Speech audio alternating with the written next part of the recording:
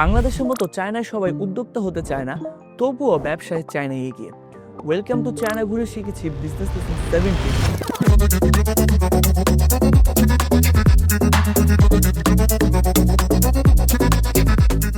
চায়নায় সবাই উদ্যোক্তা হতে চায় না এবং সেটাই স্বাভাবিক। কেউ গর্ব করে বলে, আমি একজন ভালো ওয়ার্কার, আমি একজন ভালো ম্যানেজার, আমি একজন ভালো সেলস পারসন। সবারই উদ্যোক্তা হতে হবে, এই চাপটা চায়নায় নেই। কিন্তু বাংলাদেশে আমরা কাজ করতে চাই না, দায়িত্ব নিতে চাই না, কিন্তু উদ্যোক্তা হতে চাই, বস হতে চাই।